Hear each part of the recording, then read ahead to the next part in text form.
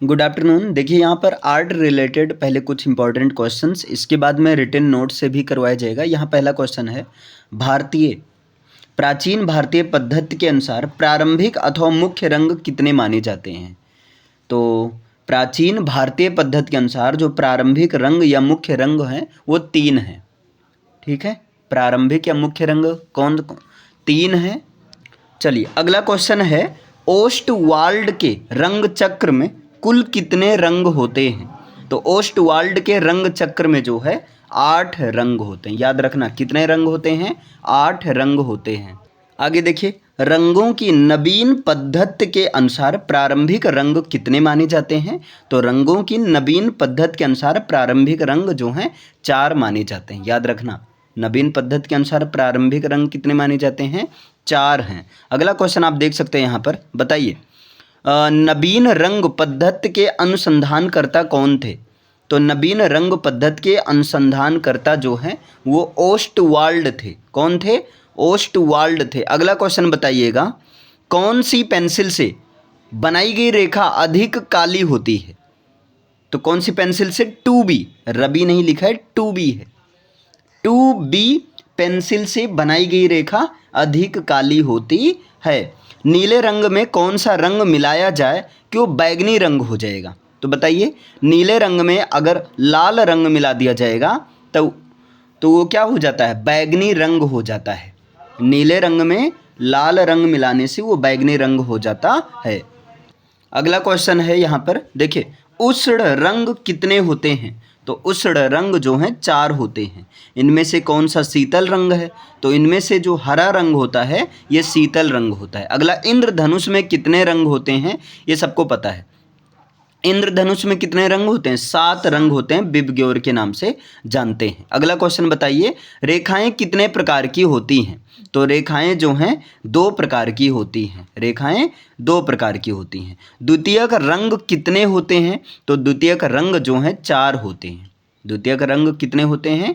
4 होते हैं। अगला बताइए, तटस्थ रंग कितने होते हैं? तो जो तटस्थ रंग होते हैं वो 2 होते हैं। ठीक, खनिज रंग कौन सा होता है? तो खनिज रंग एक्रिलिक रंग नहीं होता है। यहाँ पर ध्यान देना, ये क्वेश्चंस यहाँ गलत है। खनिज रंग कौन सा नहीं है? तो एक्रिलिक रंग जो है खनिज रंग नहीं होता। इस चीज़ को आप ध्यान दीजिएगा। ठीक, एक्रिलिक रंग खनिज रंग नहीं है। ठीक है, अगला, गरम रंग कौन सा होता है? तो लाल रंग जो होता है वो कैसा रंग होता है? गरम रंग होता है। तटस्थ रंग कौन से हैं? तो 2 रंग होते हैं और दोनों में कौन है? सफ़ेद और काला। ये जो है तटस्थ रंग होता है। याद रहेगा ना, सफ़ेद और काला कैसा रंग होता है? तटस्थ रंग की श्रेणी में आता है। अगला क्वेश्चन है, बैगनी रंग से कौन सा भाव प्रकट होता है? तो बैगनी रंग से आमोद प्रमोद का भाव प्रकट होता है। लाल का विरोधी रंग कौन सा होता है? तो लाल का विरोधी रंग समुद्री हरा होता है। क्या होता है? समुद्री हरा होता है। लाल रंग से कौन सा प्रभाव प्रकट होता है? तो लाल रंग से जो है प्रेम, युद्ध, खतरा का भाव प्रकट होता है। प्रेम, युद्ध एवं खतरा का भाव प्रकट होता है। लाल रंग में कौन सा रंग मिलाया जाए कि वह नारंगी रंग हो जाए? तो लाल रंग में पीला रंग मिला देने से वो नारंगी रंग में बदल जाता है। ठीक, लाल रंग में पीला रंग मिलाने से नारंगी रंग बन जाएगा। ओके, आगे चलते हैं। नेक्स्ट, यहाँ रंग संगति कितने प्रकार की होती है? तो रंग संगति 6 प्रकार की होती है। अच्छे आलेखन के लिए कितने सिद्धांत होते हैं? तो अच्छे आलेखन के लिए 5 सिद्धांत होते हैं। अब शांति का प्रतीक रंग कौन सा होता है? तो शांति का प्रतीक रंग जो है सफ़ेद होता है। शांति का प्रतीक रंग क्या होता है? सफ़ेद। वीरता का प्रतीक रंग कौन सा है? तो वीरता का प्रतीक रंग नारंगी रंग है। नारंगी रंग किसका प्रतीक रंग है? वीरता का प्रतीक रंग। हरा रंग आँखों पर कैसा प्रभाव डालता है? तो हरा रंग आँखों पर ठंडा प्रभाव डालता है। तो इसमें याद रखिएगा, हरा रंग आँखों पर ठंडा प्रभाव डालता है। नारंगी का समीपस्थ रंग कौन सा है? तो नारंगी का समीपस्थ रंग जो है पीला होता है। नारंगी के समीप पीला है। आदर्श रंग कितने प्रकार के होते हैं? तो आदर्श रंग 8 प्रकार के होते हैं। आदर्श रंग। कौन सा आकार आलेखन के लिए उपयुक्त नहीं होता है? तो त्रिकोण जो है या त्रिभुजाकार आलेखन के लिए उपयुक्त नहीं, त्रिभुजाकार तो होता है लेकिन त्रिकोण नहीं होता है। ठीक, आगे, जल रंग का चित्र बनाने के लिए कौन सा रंग उपयुक्त है? तो हॉट मैन रंग उपयुक्त है जल रंग का चित्र बनाने के लिए। रंग माध्यमों में सबसे अधिक पारदर्शी रंग कौन सा होता है? वाटर कलर होता है। रंग माध्यम में सबसे अधिक पारदर्शी रंग कौन है? वाटर कलर है। नेक्स्ट, द्वय त्रिज्या किसे कहते हैं? तो वृत्त के किसी भी भाग को जो 2 व्यासार्ध तथा एक चाप से सीमित हो, मतलब 2 व्यास और एक चाप से बना हो, उसे कहते हैं द्वय त्रिज्या कहते हैं। कौन सी रबड़ सर्वोत्तम सिद्ध है, सबसे अच्छी होती है? तो बीनस की रबड़ सर्वोत्तम सिद्ध है, मतलब सबसे अच्छी होती है। एक आलेखन में साधारणतया किस प्रकार के रंगों का प्रयोग होना चाहिए? तो हल्के आकर्षक रंग का प्रयोग होना चाहिए एक आलेखन में। चित्र बनाते समय पेंसिल को कैसे चलाना चाहिए? तो चित्र बनाते समय पेंसिल को दबाकर नहीं चलाना चाहिए। ओके, नेक्स्ट अगला क्वेश्चन है, 1 सेंटीमीटर में कितने मिलीमीटर होते हैं? तो 1 सेंटीमीटर में 10 मिलीमीटर होते हैं। किस नंबर की तूलिका से सबसे पतली रेखा अच्छी बनेगी? तो 1 नंबर की तूलिका से सबसे पतली और जो है अच्छी रेखा बनेगी। कला शब्द किस भाषा से लिया गया है? तो कला शब्द को संस्कृत भाषा से लिया गया है। त्रिभुज के परिमाप को किससे निरूपित करते हैं? तो त्रिभुज के परिमाप को 2s इसे बोलेंगे। त्रिभुज के परिमाप को 2s से निरूपित करते हैं। s का मतलब होता है परिमाप, तो यहाँ त्रिभुज का जो परिमाप होगा उसको 2s से ओवरऑल निरूपित करते हैं। s का मतलब होता है अर्ध परिमाप, तो 2s का मतलब फुल परिमाप। चित्रकला में कितने माध्यम के रंग होते हैं? तो चित्रकला में 2 माध्यम के रंग होते हैं। आसमानी का विरोधी रंग कौन सा होता है? तो आसमानी का विरोधी रंग क्या होता है? नारंगी होता है, तो आना या आसना।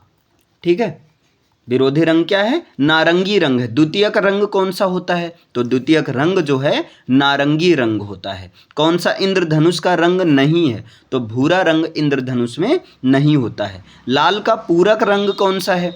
तो लाल का पूरक रंग है हरा। लाल का पूरक रंग कौन सा है? हरा। चारकोल क्या है? तो चारकोल ग्रेफाइट है। चारकोल क्या है? ग्रेफाइट है। प्राइमरी रंग कौन कौन से होते हैं? तो प्राइमरी रंग में लाल, नीला और पीला रंग आते हैं। प्राइमरी रंग में कौन कौन आते हैं? लाल, नीला और पीला रंग आते हैं। सिरा को अंग्रेजी में क्या कहते हैं? तो सिरा को अंग्रेजी में एंड कहते हैं। चाप को अंग्रेजी में क्या कहते हैं? आर्क कहते हैं। वर्ग के क्षेत्रफल का सूत्र क्या होता है? भुजा इंटू भुजा। अंश किसके लिए प्रयोग किया जाता है? तो अंश जो है कोण के लिए प्रयोग होता है। मापने के भेद कितने प्रकार के होते हैं? तो मापने के भेद 3 प्रकार के होते हैं। ठंडे प्रभाव वाला रंग कौन सा है? यहाँ ठंडे प्रभाव वाला रंग, देखिए यहाँ ठंडे प्रभाव वाला रंग जो है हरा रंग होता है। चलिए अब यहाँ पर ये नोट से, रिटन नोट से ये करवाया जाएगा क्वेश्चंस। काफ़ी क्वेश्चंस है, अभी 50 क्वेश्चंस आपका कवर हो गया। देखिए यहाँ किस प्रदेश में अजंता की गुफाएं स्थित हैं? तो महाराष्ट्र में अजंता की गुफा स्थित है। अनिरुद्ध का चित्र किस चित्रकार ने बनाया था? तो अनिरुद्ध का चित्र जो है चित्रलेखा ने बनाया था। किसने? चित्रलेखा ने। प्रागैतिहासिक कला का विषय क्या था? तो प्रागैतिहासिक कला का विषय शिकारी था। ठीक है, याद रखना, शिकारी। प्रागैतिहासिक काल के चित्र कहाँ पाए जाते हैं? तो भीमबेटका में प्रागैतिहासिक काल के चित्र पाए जाते हैं। वर्णिका भंग का क्या अर्थ है? तो वर्णिका भंग का अर्थ है रंग, ब्रुश आदि का ज्ञान होना। ताड़पत्र चित्रित चित्र किस शैली के हैं? तो जैन शैली के हैं। ओके, महाभारत में किस चित्रकार का नाम आता है? तो चित्रलेखा का नाम आता है। चित्रकला से संबंधित कौन सा धार्मिक ग्रंथ है? रामायण जो है चित्रकला से संबंधित धार्मिक ग्रंथ है। कला शब्द किस भाषा का शब्द है? तो कला शब्द जो है संस्कृत भाषा का शब्द है। संगतियाँ कितने प्रकार की होती हैं? तो संगतियाँ 6 प्रकार की होती हैं। अब ये 6 प्रकार की संगतियाँ, समान रंगों की संगति, मध्यवर्ती रंगों की संगत, एकाकी रंगों की संगत, विरोधी रंगों की संगत, धुंधले रंगों की संगत, उन्नत रंगों की संगत। अब टिंट रंग क्या है? तो गौड़ रंग में यानी कि द्वितीयक रंग में जब हम सफ़ेद रंग बराबर मात्रा में मिला देते हैं तब उसे कह देते हैं टिंट रंग कह देते हैं। किनारे के आलेखनों में क्या बनाए जाते हैं? तो बेल बूटे के चित्र बनाए जाते हैं। केंद्र का आलेखन किसके लिए बना होता है? छत के लिए, फर्श के लिए, टेबल के लिए, चादर आदि के लिए। सेंटर का आलेखन। ज्यामितीय आलेखन किस पर आधारित होते हैं? तो बताइए, ज्यामितीय आलेखन ज्यामितीय आकृतियों पर आधारित होते हैं। नेक्स्ट, आलंकारिक आलेखन का प्रयोग कहाँ किया जाता है? आभूषणों एवं मंदिरों आदि में आलंकारिक आलेखन का प्रयोग किया जाता है। प्राकृतिक आलेखन में रंगों का प्रयोग होता है तो वास्तविक रंगों का प्रयोग होता है। प्राकृतिक आलेखन में कौन से रंगों का प्रयोग होता है? वास्तविक रंगों का प्रयोग होता है। प्रकृति के आधार पर आलेखन 4 प्रकार के होते हैं: प्राकृतिक आलेखन, ज्यामितीय आलेखन, आलंकारिक आलेखन और सूक्ष्म आलेखन। समबाहु त्रिभुज से तात्पर्य क्या है? कि त्रिभुज की तीनों भुजा बराबर रहेंगी। समकोण त्रिभुज से तात्पर्य है कि समकोण त्रिभुज का या उस त्रिभुज का जिस त्रिभुज का एक कोण समकोण होता है उसे कहते हैं समकोण त्रिभुज। अगला क्वेश्चन यहाँ पर है, त्रिभुज किसे कहते हैं? तो 3 सीधी रेखाओं से घिरे हुए समतल क्षेत्र को, है ना, या 3 सीधी रेखाओं से बंद आकृति को त्रिभुज कहते हैं। समानुपात की परिभाषा क्या है? तो जब 2 अनुपात समान हो तब वे समानुपात में होते हैं, समानुपात कहलाते हैं। कोटि पूरक कोण से क्या तात्पर्य है? 2 कोणों का योग जब एक समकोण यानी कि 90 अंश कोण के बराबर होता है तब उसे कहते हैं कोटि पूरक कोण कहते हैं। समकोण किसे कहते हैं? 90 अंश के कोण को समकोण कहते हैं। अधिक कोण किसे कहते हैं? तो 90 से अधिक और 180 से कम कोण को अधिक कोण कहते हैं। कोण किसे कहते हैं? 2 सीधी रेखाएं किसी बिंदु पर जब मिलती हैं तो वहाँ पर एक कोण का निर्माण होता है। न्यून कोण किसे कहते हैं? 90 अंश से कम कोण को न्यून कोण कहते हैं। सीधी रेखा किसे कहते हैं? तो 2 बिंदुओं के बीच की दूरी को मिलाने वाली रेखा को सीधी रेखा कहते हैं। ड्राइंग बोर्ड होना चाहिए, कैसा होना चाहिए? हल्का एवं मुलायम लकड़ी का बना हुआ होना चाहिए। ज्यामितीय पेंसिल कैसी होनी चाहिए? तो ज्यामितीय पेंसिल H तथा 1 HB आवश्यकता अनुसार नुकीली होनी चाहिए। समतल ज्यामितीय के कितने भाग होते हैं? 2 भाग होते हैं, परमेय और निर्मेय। ठोस ज्यामितीय में अध्ययन करते हैं तो बेलन, शंकु, गेंद आदि का अध्ययन करते हैं। समतल ज्यामिति में अध्ययन करते हैं किस चीज़ का? बिंदु, रेखा, त्रिभुज, चतुर्भुज आदि आकृतियों का। ज्यामिति को कितने भागों में बांटा गया? तो ज्यामिति को 2 भागों में बांटा गया है। ज्यामिति विषय में हम किसका अध्ययन करते हैं? इकाइयों, आकृतियों, बिंदु, रेखा, वृत्त आदि का अध्ययन करते हैं। ज्यामिति का क्या अर्थ है? ज्यामिति का अर्थ है पृथ्वी तथा नाप।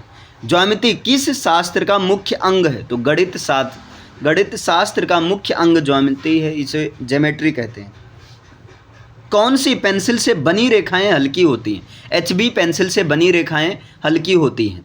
आँखों में जो तंतु रंग का अनुभव करते हैं उनका नाम क्या है? रॉड्स एवं कोन्स यानी कि सलाका एवं शंकु। लयात्मक रेखा, वक्र रेखा जो होती है वो लयात्मक रेखा होती है। ओके, अगला क्वेश्चन है, कपड़े पर रंगाई यानी कि पेंटिंग हेतु सर्वाधिक रंग उपयुक्त कौन सा होता है? तो एक्रिलिक रंग, है ना, रंगाई के लिए उपयुक्त होता है। फर्श के मध्य भाग हेतु कौन सा आलेखन सर्वाधिक उपयुक्त होगा? वृत्ताकार आलेखन सर्वाधिक उपयुक्त होगा। बिना ब्रश की सहायता से कौन सा रंग लगाया जाता है? तो पेस्टल रंग या पोस्टल रंग जो है बिना ब्रश की सहायता से लगाया जाता है। सबसे महीन ब्रश कौन सा होता है? 1 नंबर का ब्रश सबसे महीन ब्रश होता है। ज्यामितीय आलेखन का निर्माण होता है, ज्यामितीय तत्वों से ज्यामितीय आलेखन का निर्माण होता है। एक आलेखन में साधारणतया रंगों का प्रयोग होना चाहिए। कैसे रंग का प्रयोग होना चाहिए? हल्के आकर्षक रंग का प्रयोग होना चाहिए।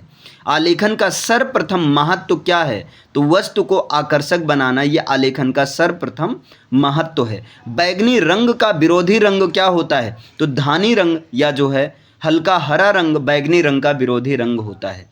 आदर्श रंग कितने होते हैं? आदर्श रंग 6 होते हैं। भारतीय चित्रकला किस पर आधारित है? धार्मिक पर आधारित है। रंगों का माध्यम अधिक पारदर्शी होता है। ऑयल कलर, कौन से रंग का माध्यम? ऑयल कलर का माध्यम अधिक पारदर्शी होता है। चित्रकला में कितने अंग हैं? तो चित्रकला में 6 अंग होते हैं। पेंसिल से बनी रेखा अधिक काली होती है। 6B पेंसिल से बनी रेखा अधिक काली होती है। मोनो कलर योजना कौन सा है? तो एक रंग योजना मोनो कलर योजना है। किस नंबर की पेंसिल हल्की रेखा खींचती है? तो 2H नंबर की पेंसिल हल्की रेखा खींचती है। रंग के गुण होते हैं, तो रंग के कितने गुण होते हैं? 3 गुण होते हैं। उष्ण या गर्म रंग कितने होते हैं? तो उष्ण या गर्म रंग जो हैं 3 होते हैं। प्राथमिक रंग कितने प्रकार के होते हैं? 2 प्रकार के होते हैं। ऑस्टवाल्ड रंग चक्र के कुल कितने रंग हैं? तो 8 रंग हैं ऑस्टवाल्ड रंग चक्र में। गर्म रंग कौन सा होता है? तो गर्म रंग लाल रंग होता है। शीतल या ठंडा रंग कौन सा है? हरा रंग जो है शीतल या ठंडा रंग होता है। मुख्य रंग कौन से हैं? तो मुख्य रंग 3 होते हैं। कौन सी पेंसिल से बनी रेखाएं हल्की होती हैं? 2H पेंसिल से बनी रेखाएं हल्की होती। 1 मीटर में कितने डेसीमीटर होते हैं? तो 1 मीटर में 10 डेसीमीटर होते हैं। 1 डेसीमीटर में कुल कितने सेंटीमीटर होते हैं? 10 सेंटीमीटर होते हैं। 180 अंश के कोण को क्या कहते हैं? सरल रेखा या जो है रिज कोण कहते हैं। 180 अंश के कोण को। समबाहु त्रिभुज किसे कहते हैं? तीनों भुजाओं बराबर हों और तीनों भुजाओं के अंतः कोण बराबर हों और 180 अंश के बराबर हो। अधिक कोण क्या है? तो 90 अंश से बड़ा और 180 अंश से छोटे कोण को अधिक कोण कहते हैं। रेखा किसे कहते हैं? 2 बिंदु के बीच की दूरी को रेखा कहते हैं। इनमें से कौन सा आकार त्रिभुजाकार है? तो ये आकार जो है त्रिभुजाकार है। कौन सा आकार आयताकार है? तो इसमें ये वाला आकार आयताकार है। वृत्त का आकार कैसा होता है? इस तरीके से होता है। 1 मीटर में कितने सेंटीमीटर होते हैं? 100 सेंटीमीटर होते हैं। वर्ग की चारों भुजाओं की नाप क्या होती है? तो चारों भुजाएं बराबर होती हैं। कौन सी पेंसिल से बनाई गई रेखा अधिक काली होती है? 2B पेंसिल से बनाई गई रेखा अधिक काली होती है। एक वर्ग के आंतरिक कोणों का योग क्या होता है? 360 अंश होता है। वर्ग का प्रत्येक कोण कितने अंश का होता है? 90 अंश का होता है। समकोण कितने अंश का होता है? 90 अंश का होता है। और संपूर्ण कोण जो होता है या संपूरक कोण होता है 360 अंश के कोण को संपूर्ण कोण या संपूरक कोण कहते हैं। अगला यहाँ क्वेश्चन है, समबाहु त्रिभुज का प्रत्येक कोण कितने अंश का होता है? 60 अंश का होता है। शेड करते हैं, छाया के स्थान पर शेड करते हैं। शेड को मिलाने के लिए प्रयोग करते हैं। किसका प्रयोग करते हैं? रुई का प्रयोग करते हैं। बेलनाकार वस्तु नहीं है। कौन? तो क्रिकेट का बल्ला जो है ये बेलनाकार वस्तु नहीं है। पेंसिल की नोक बनाने के लिए कितने नंबर के रेगमाल का प्रयोग करना चाहिए? 0 नंबर के रेगमाल का प्रयोग करना चाहिए पेंसिल के नोक बनाने के लिए। यदि प्रकाश बाईं ओर से आ रहा है तो वस्तु में शेडिंग की जाएगी दाईं ओर से। क्लियर है ना? आगे बताइए। गोलाकार और बेलनाकार होते हैं तो गोलाकार जो है गोलाकार और बेलनाकार होते तो बेलनाकार के फॉर्म में होती है बैगन, ठीक है, और बैगन गोलाकार भी होता है, दोनों ही रूप में मिलता है। वृत्ताकार वस्तु है तो टमाटर वृत्ताकार वस्तु है। आयताकार वस्तु नहीं है। कौन नहीं है इनमें? तो जो है आयताकार वस्तु नहीं है। माचिस, ईंट, अटैची और बाल्टी। तो बाल्टी जो आयताकार वस्तु नहीं बल्कि कैसी वस्तु है? बेलनाकार वस्तु है। ठीक है। अलमारी का आकार कैसा होता है? तो अलमारी का आकार आयताकार होता है। प्राकृतिक दृश्य होते हैं कैसे होते हैं? वास्तविक होते हैं। निम्न में से किसने प्रकृति चित्रण की महत्ता को बढ़ाने के लिए महत्वपूर्ण योगदान दिया? तो अबीन्द्रनाथ टैगोर, गगनेंद्र नाथ ठाकुर, नंद लाल बोस, ये सभी हैं इसमें। आंखों में जो तंतु रंग का अनुभव करते हैं उसका नाम क्या है? रॉड्स एवं कोन्स, यानी कि सलाका एवं शंकु है। मोनोक्रोम क्या है? तो एक ही रंग के विविध तान जो होते हैं मोनोक्रोम कहलाते हैं। भारत का राष्ट्र ध्वज कैसा है? बहुवर्णीय है। लाल और हरा रंग कैसा होता है? द्वितीयक रंग होता है। फर्श के मध्य भाग को आलेखन करने के लिए सर्वाधिक उपयुक्त है वृत्ताकार आलेखन। सूर्योदय के समय क्षितिज का रंग लगता है, कैसा लगता है? लाल लगता है। और सबसे अधिक मोटा ब्रश कौन सा है? 6 नंबर का ब्रश सबसे अधिक मोटा ब्रश होता है। आगे, पारदर्शी रंग कौन है? तो ऑयल कलर जो है पारदर्शी रंग होता है। सूर्य की रश्मियों में रंग होते हैं, कितने रंग होते हैं? 7 रंग होते हैं। रेड एंड ब्लू कलर मिलाने से कौन सा रंग बनता है? तो बैगनी रंग बनता है। लाल और नीला रंग मिलाने से बैगनी रंग बनता है। क्या सरल रेखा लयात्मक होती है? नहीं, सरल रेखा लयात्मक नहीं होती। गर्म रंग कौन होता है? लाल रंग जो है गर्म रंग होता है।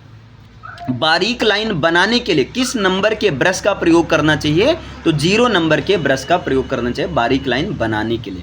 रंग योजना के अंतर्गत मूल रंगों यानी कि प्राथमिक रंग में किसे शामिल नहीं किया जाता है? पीले रंग को शामिल नहीं किया जाता है। कोने के आलेखन किसे सजाने के लिए बनाए जाते हैं? तो कोने को सजाने के लिए बनाए जाते हैं। सहयोगी रंग कौन है? लाल, नीला और हरा रंग जो होता है सहयोगी रंग होता है।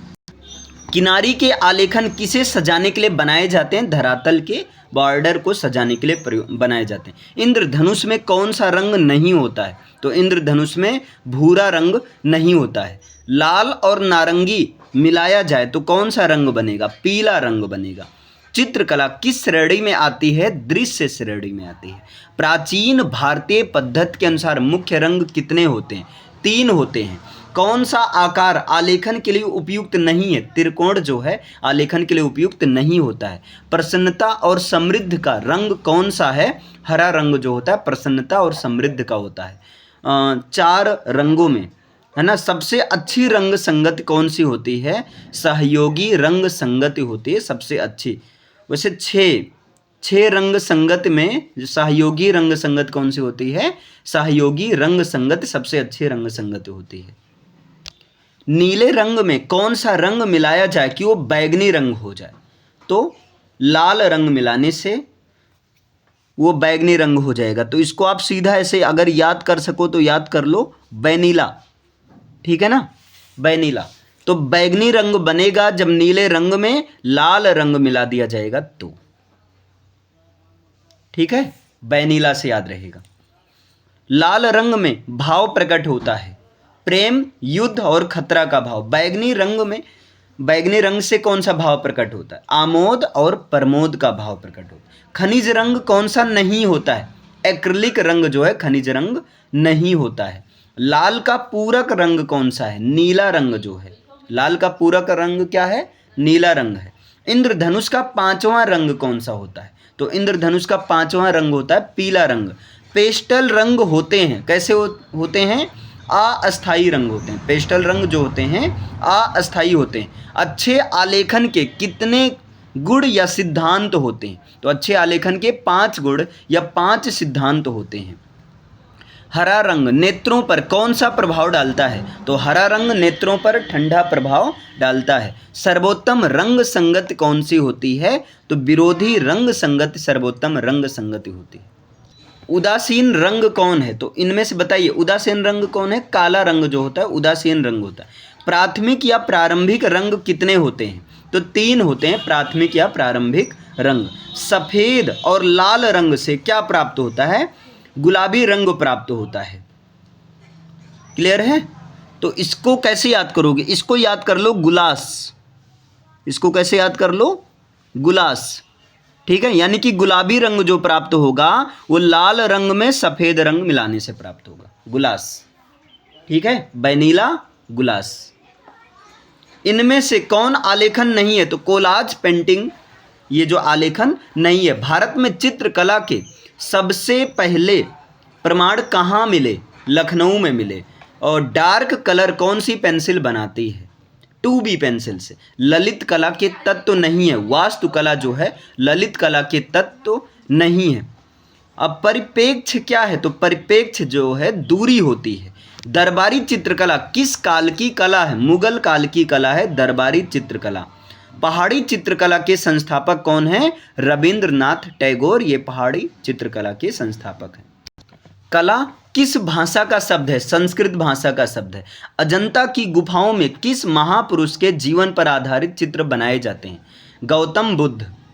ठीक है, भाव से कला का संबंध है, तो भाव से कला का संबंध है आनंद, है ना। प्रसन्न नेत्र समान है, मृग हिरणी, ये जो प्रसन्न नेत्र समान है। नेक्स्ट, पोर्ट्रेट किसे कहते हैं? तो पोर्ट्रेट जो है संगीत या नृत्य होता है, एक तरह से दिखाया जाता है।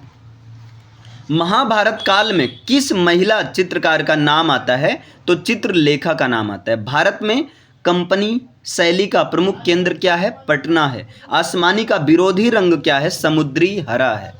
रेखाएं दो प्रकार की होती हैं। शांति निकेतन स्कूल की स्थापना रविंद्रनाथ टैगोर द्वारा की गई थी। चित्रकला को मानव देहाकृत को कितने भागों में बांटा गया है? तो 8 भागों में बांटा गया है। नवीन रंग पद्धति के अनुसंधानकर्ता कौन है? ओस्टवाल्ड है। प्राकृतिक आलेखन को किस प्रकार आकर्षक बनाएंगे? तो पत्तियों के द्वारा। ठीक। भारतीय चित्रकला में मानव आकृति का आदर्श प्रमाण क्या है? 108 अंगुल। आधुनिक भारतीय चित्रकला में संत चित्रकार किसे कहा जाता है? राजा रवि वर्मा को। सर्वप्रथम किसे चित्रकला को छाप मुख का वर्णन किया? किसने किया? तो वक्तशल्य रचित पुस्तक कामसूत्र ने। नेक्स्ट, रंग माध्यम में आधुनिक पारदर्शी रंग कौन सा होता है? जल रंग या वाटर कलर। तटस्थ रंग कौन सा होता है? काला और सफेद रंग। जो उष्ण रंग कितने प्रकार के होते हैं? 4 प्रकार के होते हैं। द्वितीयक रंग कितने प्रकार के होते हैं? 4 प्रकार के होते हैं। लाल का विरोधी रंग संगत क्या है? तो समुद्र रंग संगति। वीरता का प्रतीक रंग क्या है? नारंगी रंग। जल रंग का चित्र बनाने के लिए उपयुक्त रंग है हार्टमैन। ठीक है। नारंगी का समीपस्थ रंग कौन होता है? पीला होता है। कौन सा रबड़ सर्वोत्तम सिद्ध है? वीनस। त्रिभुज के परिमाप को किससे निरूपित करते हैं? 2S से। चित्रकला में कितने माध्यम के रंग प्रयोग होते हैं? 2 माध्यम के। चारकोल क्या है? चारकोल ग्रेफाइट है। प्राइमरी रंग कौन सा होता है? लाल, नीला और पीला जो है प्राइमरी रंग होता है। सिरा को अंग्रेजी में क्या कहते हैं? एंड कहते हैं। वर्ग के क्षेत्रफल का सूत्र भुजा का स्क्वायर। उल्लास या प्रकाश, उल्लास ऐसे लिखा जाएगा। उल्लास का या प्रकाश का कौन सा रंग होता है? हरा रंग, नीला रंग। तो नीला रंग होता है। प्रसिद्ध ग्रंथ कामसूत्र के रचनाकार कौन है? वात्स्यायन है। अजंता गुफाओं की खोज किसने की थी? सर विलियम जेम्स ने की थी। बनी ठनी चित्र किस शैली में बनी है? तो मुगल शैली में। मुगल शैली में किन किन शैलियों का मिश्रण है? तो मेवाड़ कला शैली और पटना शैली का। लाल और पीला रंग मिलाने से कौन सा रंग बनता है? नारंगी रंग बनता है। क्लियर है? तो इसको याद कर लो, पी नाला। अब मैंने 3 बताया, बैनीला, पी नाला, गुलास। चाहो तो तीनों हाथ में लिख लो। लाल और पीला रंग कैसे बनेगा? अरे लाल और पीला रंग से नारंगी रंग। तो पी नाला से, अरे 1 मिनट भाई, मैंने उल्टा कर दिया। नारंगी रंग बनेगा ना, तो नापीला यानी कि नारंगी रंग जो बनेगा वो कैसे बनेगा? पीला और लाल रंग से बनेगा। आलेखन कितने प्रकार के होते हैं? 4 प्रकार के होते हैं। भारत के सर्वप्रथम कवि कौन थे? तो वाल्मीकि, महर्षि वाल्मीकि जी। चित्रकला में संबंधित ग्रंथ का नाम क्या है? तो मेघदूत, विष्णु धर्मोत्तर पुराण, रामायण, ये सभी हैं। सूक्ष्म आलेखन कहलाता है। तो आलंकारिक आलेखन, ज्यामितीय आलेखन, प्राकृतिक आलेखन, इन तीनों का मिश्रण जो होता है। कौन सा खनिज रंग नहीं है इनमें से? रामराज, गेरू, पेवड़ी, ये तीनों खनिज रंग है, लेकिन एक्रिलिक खनिज रंग नहीं है। प्राथमिक रंग कितने प्रकार के होते हैं? तो प्राथमिक रंग जो हैं कई प्रकार के होते हैं। तो प्राथमिक रंग कई प्रकार के होते हैं, ऐसे मत बोल देना, यहाँ 3 प्रकार के होते हैं। ओके, आगे यहाँ कौन सा द्वितीयक रंग है इनमें से? तो नारंगी रंग द्वितीयक रंग है। ओके, बाकी लाल, पीला, नीला ये तीनों प्राथमिक रंग। ओके, आगे यहाँ पर कौन सी पेंसिल से बनी रेखा हल्की होती है? 2H पेंसिल से बनी रेखा हल्की होती है। कौन सी पेंसिल से बनाई गई रेखा अधिक काली होगी? तो 2B पेंसिल से बनाई गई रेखा अधिक काली होती है। आगे बताइए, शेड किया जाता है कहाँ पर? छाया के स्थान पर। स्मृत चित्रण में शेड के द्वारा प्रदर्शित किया जाता है छाया और प्रकाश को। गिलास का चित्रण करते समय उसका मुंह बनाते हैं दीर्घ वृत्त से बनाते हैं। दूर की वस्तु को बनाते हैं क्रमशः छोटा बनाते हैं। कौन सी पेंसिल से बनाई रेखाएं अधिक काली होंगी? तो 4B पेंसिल से बनाई गई रेखा अधिक काली होंगी। चित्रण हेतु किस पेंसिल का प्रयोग करना चाहिए? HB पेंसिल का प्रयोग करना चाहिए। छाया प्रकाश दर्शाने के लिए किस पेंसिल का प्रयोग किया जाता है? तो इन सभी पेंसिल का प्रयोग किया जाता है। HB, 4B, 2B। कल्पना में आई हुई बातों का रैखिक चित्रण कहलाता है। स्वतंत्र भाव प्रकाशन कहलाता है। अधिक लंबाई के चित्र को कागज पर बनाना चाहिए, लंबवत और बीच में। स्मृत चित्रण का लाभ क्या है? मानसिक शक्ति का विकास होता है, स्मृत चेतना पुष्ट होती है, नश्वर वस्तुओं को अमरत्व प्राप्त होता है। उपर्युक्त सभी स्मृत चित्रण के दो प्रमुख आधार होते हैं, निरीक्षण और मनन। स्मृत चित्रण में बाल्टी का मुंह किस आकार में बनाया जाता है? दीर्घ वृत्ताकार आकार में। स्मृत चित्रण का चरण क्या है? तो ये सभी हैं, है ना, अवलोकन, निरीक्षण, स्मरण, ये सभी। स्मृति चित्रण में चित्र बनाए जाते हैं स्मृति के आधार पर। प्रकाश में नहीं, आकाश में प्रकार की बहुलता को, आकाश में प्रकाश की बहुलता को दर्शाने के लिए किस प्रकार के रंगों का उपयोग किया जाता है? हल्के रंगों का प्रयोग किया जाता है। वातावरणीय परिप्रेक्ष्य के सिद्धांत के अनुसार निकट की वस्तुओं का रंग कैसा होना चाहिए?